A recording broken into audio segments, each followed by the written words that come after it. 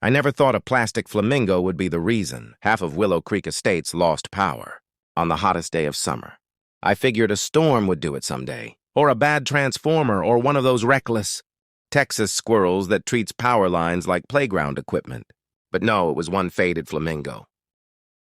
One HOA president with a clipboard, and one woman who believed the neighborhood existed only because she personally allowed it.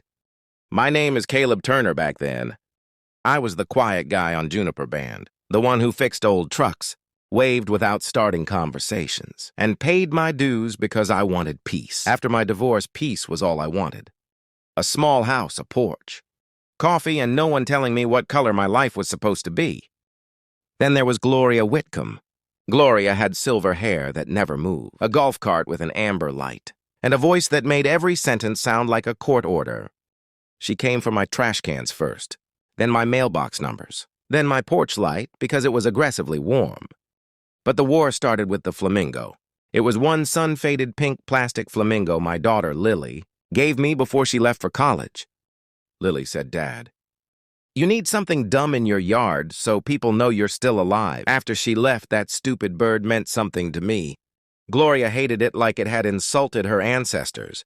That Saturday morning, I was under the hood of my pickup when her golf cart whined to a stop behind me. I did not even look up. "Please tell me you're delivering tacos." I said, "Mr. Turner." She said, "Your decorative bird violates Section 9. Article 4. I stood up slowly. Decorative bird unauthorized wildlife display. It's plastic, Gloria. It doesn't migrate. It doesn't vote. It doesn't bother anybody. It bothers the appearance of the community. I looked around at the identical beige houses, the identical mailboxes, the lawns baking in the sun. Maybe the community could survive one bird. Her smile tightened.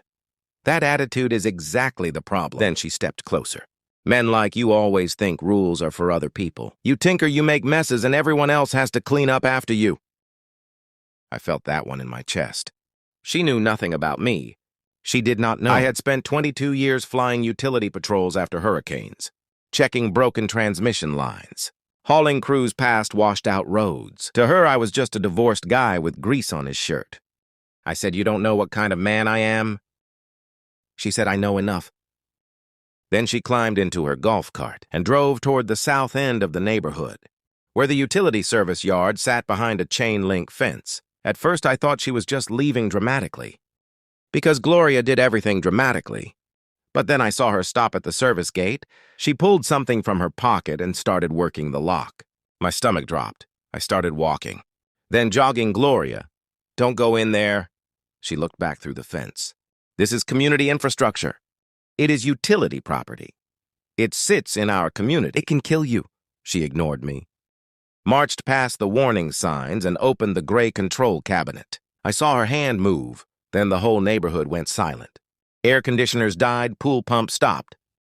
Garage doors froze halfway open. Security alarms started screaming from 3 different houses. The July heat rolled over us like an open oven. Gloria walked out with her chin high. Looking proud, people spilled into the street. Mr. Alvarez shouted that his wife's oxygen concentrator had shut off. A young mother yelled about a freezer full of breast milk. Somebody else yelled about insulin. Kids cried, dogs lost their minds. And Gloria raised her clipboard like a preacher with a Bible. Maybe now, she announced, "People will understand that disorder has consequences." I stepped toward her. "What did you touch?" I initiated a corrective pause. Hey, what a corrective pause. "You shut off power to 3 blocks because of a plastic flamingo?" "Because of a pattern of disrespect." She snapped. "Police arrived first. Then 2 utility trucks rolled in and out," stepped Mac Redding, a field supervisor with tired eyes and a face that said humanity had disappointed him before. He looked at the dead panel, then at Gloria, who opened the sectionalizer. Gloria lifted her hand. "I did. You're welcome." Max stared at her. "Ma'am, that is not a light switch." It was clearly labeled yes. He said, "For trained personnel." "Well, your labeling system should be more inclusive." A few people gasped. I would have laughed if Mr. Alvarez had not been sitting on his porch, pale while his son tried to get a backup battery working. Mac's crew checked the cabinet. His expression changed from irritated to worried. He got on the radio breaker opened under load. We may have a fault down the west feeder. The younger lineman looked toward the dry wash behind the subdivision. Miller's wash, Mac nodded.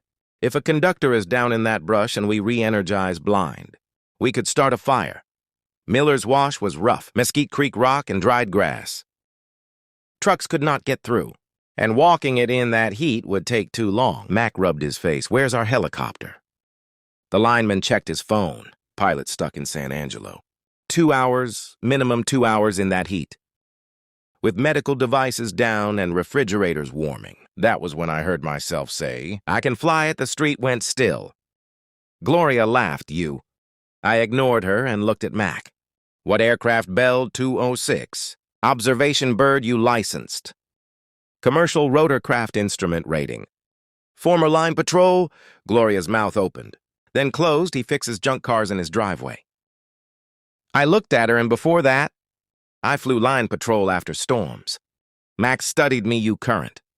My medical is active, and I've done maintenance hops twice this year. If your company authorizes it and your observer rides with me, I can get eyes on that feeder. He looked toward Mr. Alvarez, then back at me.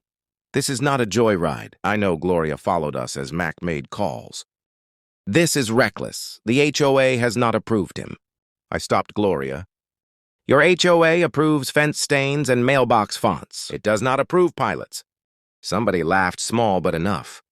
Her face went red. You're enjoying this. No, I said. I'm angry there's a difference.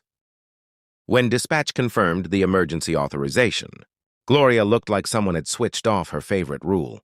At the county pad, the bell sat shimmering in the heat. For 1 second, my confidence slipped. I had left that world after a crash in 2019. That tore up my shoulder and convinced me I was done proving myself. Mac noticed you good, yeah? I said, just remembering the observer. A lineman named Deshaun climbed in with binoculars and a thermal camera. You really used to do this storm work mostly. Then let's go find our problem.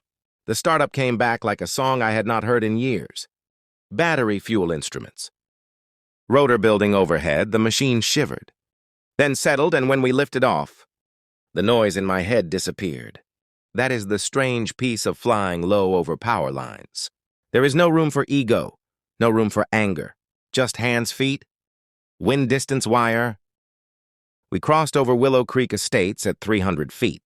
People looked up from driveways. Gloria stood in Juniper Bend, clutching her binder, watching the greasy garage guy rise over her perfect little kingdom.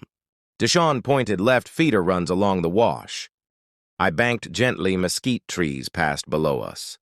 The creek bed flashed white and dry. Then Deshaun leaned forward there. Pole 17 hold here? I eased us into a slow orbit. A cottonwood limb had snapped and fallen across the line. One conductor sagged low into dry brush. Every few seconds, a tiny orange spark snapped under the shade. Destin, key this radio control. We found it, pole 17, west feeder. Vegetation contact, conductor damaged. Fire risk, do not energize. Repeat, do not energize. Max's voice came back hard and relieved. Copy, good catch. Good catch, 2 words, and something in my chest loosened. We marked the coordinates, circled once more, then headed back. Landing near the service yard was tight but clean. Skids kissed grass collective down rotors, slowing. No drama, no miracle. Just the work. But when I stepped out, people clapped anyway, not because I was a hero, because fear had finally turned into relief. Mac grabbed my shoulder. You saved us from lighting up that wash. Officer Danvers looked at Gloria. Ma'am, you need to come with me for what? She demanded criminal trespass. Interference with utility equipment. Reckless endangerment. We'll let the paperwork catch up. Downtown, she looked around for support. But every curtain was open now. Everyone was watching, then she pointed at me. He landed a helicopter in the community without written approval. I said you almost sent a man on oxygen to the hospital. And you're still worried about approval. For the first time since I had known her. Gloria had no answer. Power came back just after sunset. One house at a time, porch lights blinked on. Refrigerators hummed, air conditioners roared like angels. The crew worked until dark. Mr. Alvarez's son came over later and shook my hand. My dad's okay, he said. He wanted you to know that was enough. By Monday, the whole neighborhood knew. Somebody posted video of the landing. Somebody else posted Gloria being escorted to the patrol car. Still holding that binder. The HOA board held an emergency meeting. Gloria was removed before the coffee cooled. They changed every utility access lock and passed a new rule, allowing one tasteful lawn ornament per yard. I looked at my flamingo and said, "Buddy, you started a revolution." But here's the part that still makes people argue. A week later, I found an envelope taped to my door. Inside was an unsigned complaint to the FAA, accusing me of rotary wing intimidation over a residential zone. No name, but I knew glorious writing. Too many commas, too much confidence. Not enough sense, I should have been mad. Instead, I laughed until I had to sit on the porch. Step, because people like Gloria do not disappear when they lose power. They just look for another switch, so I put the flamingo back in the yard. Not hidden by the porch this time, right at the edge of the lawn. Perfectly legal facing Gloria's house across the bend. Then I added a tiny pilot helmet to its head petty. Maybe worth it, absolutely. Here's what I learned: some people confuse control with leadership. They think a title makes them wise, a binder makes them right, and rules give them permission to treat human beings like problems. To be corrected, but when life gets real, fake authority melts fast. Real responsibility is not about being loud. It is about stepping up when people underestimate you. Even if your hands are shaking, even if the past is heavy, even if the person who mocked you is waiting for you to fail. So tell me, was I wrong to fly that helicopter even with emergency approval? Was Gloria just a strict neighbor who went too far? Or the kind of person who should never be trusted with authority again? Have you ever seen someone abuse one tiny bit of power, like they own the world? Drop your story in the comments, because somewhere out there, another Gloria is measuring somebody's lawn ornament right now. Like this video, subscribe. If you believe ordinary people can still stand up to bullies. And be honest, what would you have done?